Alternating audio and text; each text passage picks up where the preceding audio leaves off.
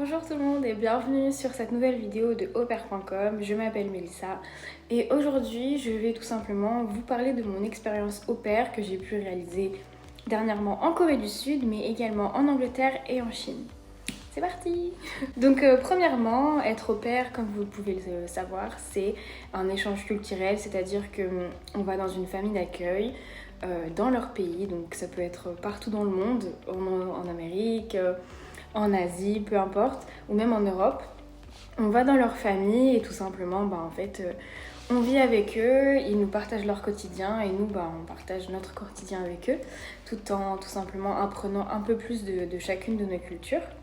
Mais aussi, le travail principal d'une au pair, je dirais, c'est de s'occuper des enfants, de leur venir en aide s'il y a besoin de leur enseigner une langue étrangère, de partager des moments avec eux en la langue étrangère et puis tout simplement de devenir un petit peu comme une grande sœur. Déjà pour commencer, il est très important de vous inscrire sur le site aupère.com et de faire votre profil. Et tout simplement vous présenter rapidement, expliquer vos expériences si vous avez quelques expériences avec les enfants, un petit peu décrire votre personnalité, tout simplement parler de vous pour que les familles qui vont voir votre profil se disent « Ah, c'est la bonne personne ». Je vous recommande de faire un profil assez simple mais clair avec des photos, si possible des vidéos, de façon à ce que déjà il y ait un petit lien qui se crée entre vous et les familles d'accueil. Il faut savoir que si vous cherchez une famille d'accueil pour la Corée du Sud, ça peut parfois être un petit peu difficile dans le sens où au pair, c'est pas quelque chose de très développé dans le pays. Donc il n'y a pas forcément beaucoup de familles d'accueil sur les sites, mais ne perdez pas patience. Je suis sûre que vous pourrez trouver quelqu'un. Pour ma part, j'ai trouvé ma famille d'accueil en 2020, donc un peu pendant la période du Covid. Et malheureusement, j'ai pas pu partir tout de suite, puisque Covid. Mais on est quand même resté en contact. Et une fois que j'ai pu partir, je suis partie donc en 2021 jusqu'à 2023.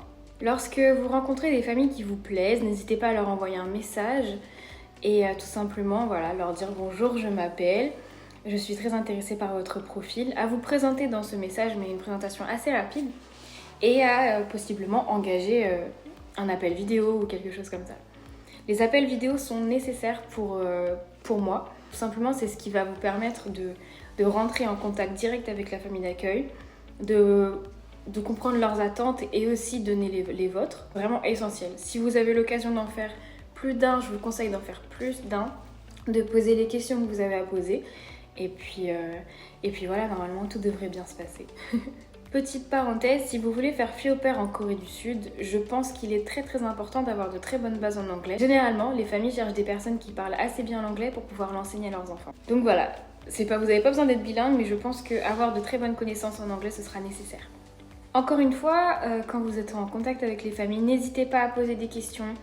Est-ce que j'aurai ma chambre? Combien d'heures par semaine? Comment sont les enfants? Est-ce que vous avez des habitudes alimentaires, etc. Et à demander des photos. Il faut, on va dire, des preuves de ce qu'ils vivent. Et puis vous aussi, vous avez le droit de dire oui ou non à une famille. Et les photos sont aussi essentielles. Voilà. C'est pour être sûr qu'ils ne vous mentent pas ou que il n'y ait pas de malentendus. Donc n'hésitez pas à poser des questions, à demander des photos et des vidéos. Et normalement, tout ira bien. Alors maintenant, je vais vous parler un petit peu de mon expérience à moi en tant que fille au pair en Corée du Sud. Il faut savoir que quelques années auparavant, j'avais fait fille au pair en Chine. Mais mis à part vous dire que c'était super et que c'était assez dépaysant comme expérience, je ne saurais pas quoi vous dire de plus. Si vous avez des questions, n'hésitez pas à me les poser, que ce soit en commentaire sur la vidéo ou sur Instagram. Je vous répondrai avec plaisir. Mais je vais plutôt m'attarder sur la Corée du Sud. Pourquoi? Parce que la Corée du Sud, j'ai été fille au pair pendant plus d'1 an. En Chine, 3 mois et en Angleterre, 3 mois. Et la Corée du Sud, c'est vraiment mon expérience la plus récente et qui a été la plus enrichissante, et vraiment dans laquelle j'ai vécu beaucoup de choses. Je sais que beaucoup de personnes cherchent des familles d'accueil en Corée du Sud. Encore une fois, inscrivez-vous sur le site, faites en sorte de pouvoir communiquer avec les familles. Mais je tiens quand même à vous rassurer sur le fait que si vous n'avez pas de retour dans peut-être les premières semaines ou les premiers jours, ne vous inquiétez pas, c'est pas qu'on ne veut pas de vous, c'est que tout simplement, il n'y a pas beaucoup de demandes, de familles d'accueil tout simplement, puisque le système au pair en lui-même n'est pas vraiment réputé en Corée du Sud et il y a peu de familles sur les sites. Mais ne baissez pas les bras, vous pouvez toujours mettre à jour votre profil ou alors peut-être aussi rejoindre des groupes d'étrangers sur Facebook. Voilà, donc ça c'était ma petite parenthèse, petite présentation. Donc pour faire mon petit récap de mon année et demie en Corée du Sud, j'ai été fille au pair à Daejeon, donc c'est une ville qui est à 1 heure de Séoul, pendant 1 an et demi. Donc mon année s'est très très bien passée. J'ai vécu avec donc une famille coréenne composée de la maman, du papa et de 2 enfants. Une fille et un garçon de 8 et 10 ans. Mon année c'était super, j'ai passé des super moments avec eux.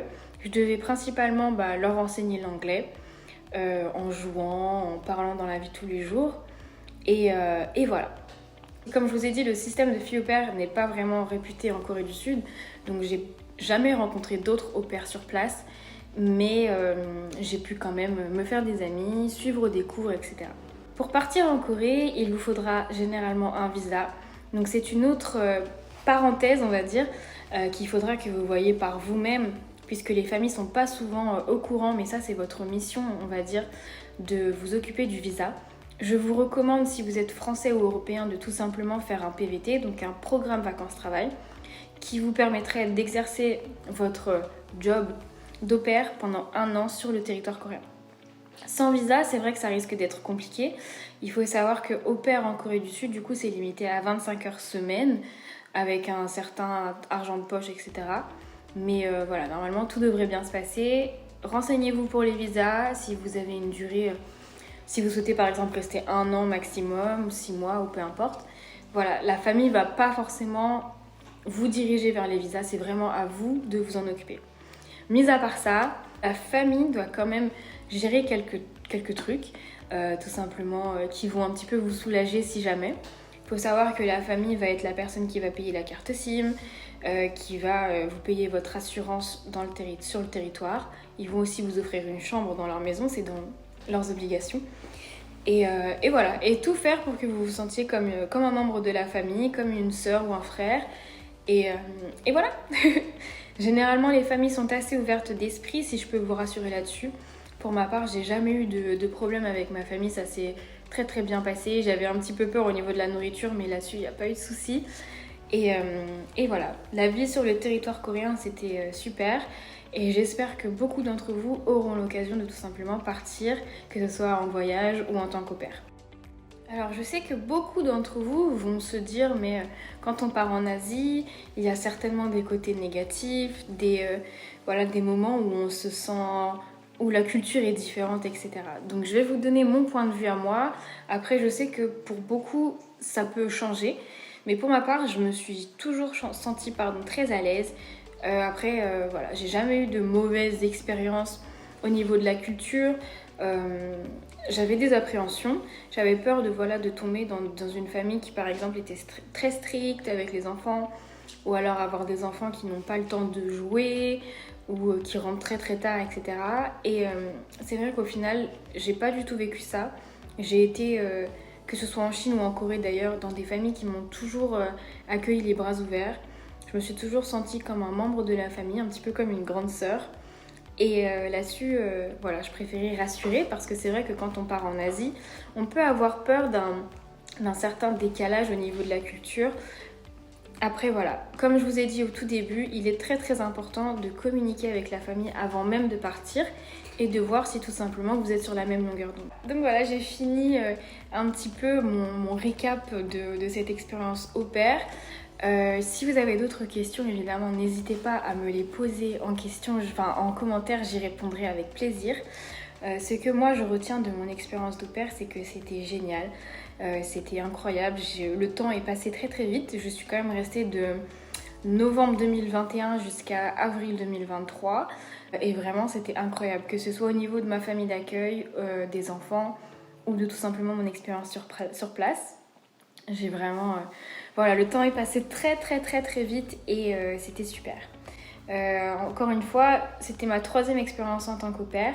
J'ai donc, comme je vous l'ai dit au début, été au pair en Angleterre et en Chine. Et les 3 expériences ont été magiques. Et ça, c'est aussi grâce au site aupair.com parce que c'est sur cette plateforme que j'ai pu trouver mes familles d'accueil. Et voilà, j'espère que beaucoup d'entre vous vont tout simplement rejoindre l'aventure au pair. Ça peut faire très très peur de partir loin de chez soi, surtout quand on part par exemple en Asie. Mais je vous assure que ça vaut le coup, ça nous fait grandir. On rencontre voilà, des familles d'accueil qui sont superbes, qui nous ouvrent grand leurs portes. On peut aussi se faire des amis. Après, je sais que voilà, c'est pas tous les jours facile.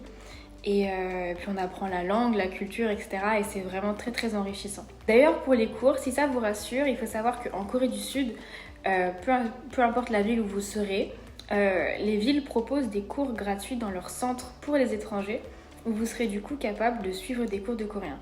Pour ma part, j'ai pu suivre 3 semestres de langue, où j'ai tout simplement appris le coréen du niveau 0 jusqu'au niveau 3. Donc voilà, là-dessus c'est très important de savoir qu'on peut suivre des cours, on ne travaille pas non-stop, il y a aussi du temps pour nous, les semaines passent très très vite, les journées en Corée du Sud du moins, le matin on se réveille et quand les enfants vont à l'école, on a la journée de libre jusqu'à ce qu'ils rentrent, donc ça vous permet de tout simplement aller dans les cafés, aller dans les parcs, faire du tourisme, rencontrer des nouveaux amis, aller en cours. Vous avez vraiment du temps pour vous et pour explorer aussi le pays et découvrir sa culture. Donc voilà, j'espère que cette mini interview vous aura plu et que j'ai bien résumé, on va dire, la vie en tant qu'au pair. Et encore une fois, si vous avez des questions, je serai très heureuse d'y répondre. J'ai pas vraiment regroupé toutes les questions qu'on m'a posées, mais ça tournait beaucoup autour du visa, d'une journée typique et comment venir tout simplement. J'espère que ça vous a plu et je vous souhaite une magnifique journée. Et non, ça c'est nul. J'espère que cette vidéo vous aura plu. À bientôt sur aupère.com et foncez vite faire votre profil et trouvez votre match parfait. Au revoir!